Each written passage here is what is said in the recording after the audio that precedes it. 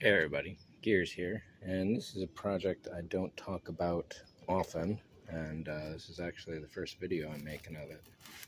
As you can see here, the surface is fairly well wiped out, and it used to be flat. The reason why it's not is because of this one here. So this is the now former buck for a lowrider droid sled. 27.5 by 31 inches, right about. 3 to 4 inch casters would sit in here facing upwards. This is the bottom here. And as you can see, it's fairly well trashed. That's because it got a little stuck inside the fiberglass master, which we'll talk about in a second. So the idea here is this is the bottom,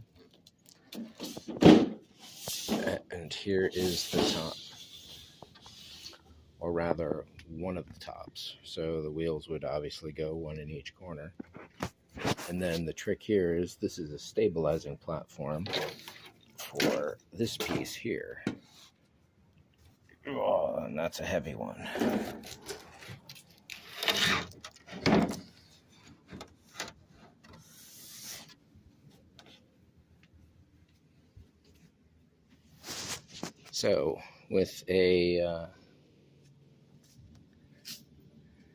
So with a larger gap in here, that's only a 1/4 inch. I got some 1/2 inch stuff now that should work a lot better. Is this would allow a gap that you can store a ramp, which would have little hooks which will go into the top here. Pull that out, lay it down, drive your R2 up, pull it out on the other side, drive your R2 off. Tow cables would attach somewhere along here, so it would drive this way, R2 would go on sideways. And of course this would also be useful for any other amount of cargo that you care to haul around. Right, so this would be a 3-inch gap here, and my phone's LED is flashing at this thing for some reason. There's 100 cubic inches under there overall. The user will be able to do their own doors and however they want to put that together. This is the prototype top. Now that I have a master mold, which we'll take a look at now, I can finally make a bottom for this and see what that will look like. So for this, I'll have to put the camera down definitely. Alright, so with this, I had a number of layers of primer on the master itself, and then I put 4 or 5 coats of wax, and I really thought that would be enough. Probably my main problem was that I wasn't able to pull this off immediately nor finish it as completely as I wanted. You can see how ragged the edges are, and I had actually hoped to go a little further, but this may work out as is. We'll see how this goes. If I do it again, I have to make a whole new buck, so it's definitely something I got to think about first.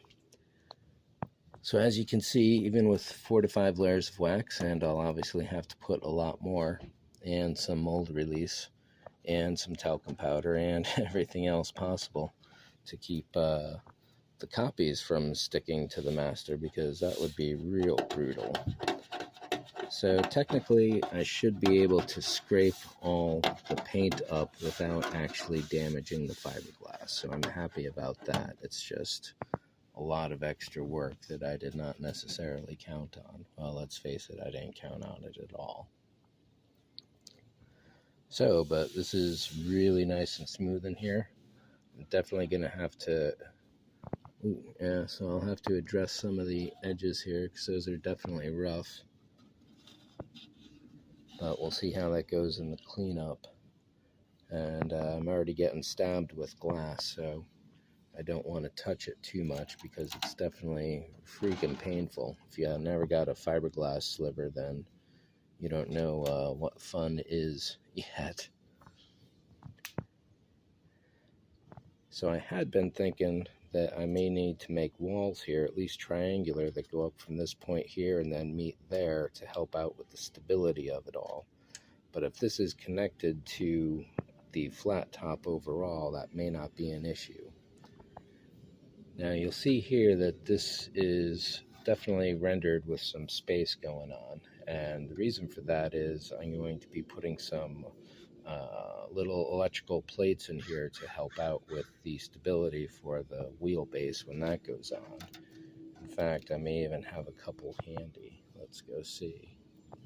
Nevertheless, you all know what a standard aluminum plate looks like. So 2 fixed wheels in the back, 2 spinning wheels in the front.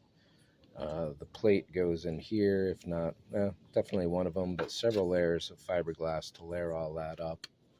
And then I had wanted to extend this a little higher, and so that there was even a lip along this line. However, it looks like I'll be grinding everything down to that line itself, and hopefully I can maintain the level feature. So all of that.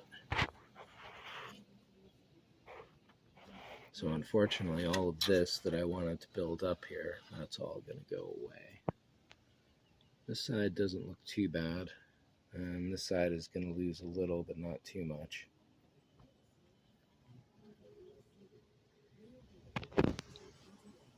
So this side won't lose too much, and this one might not either.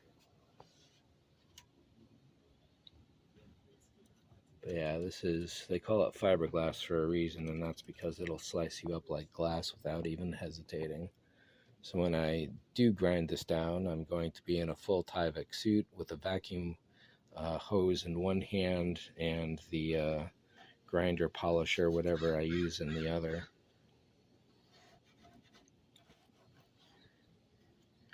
Probably use the Dremel for this maybe. We'll see how that goes.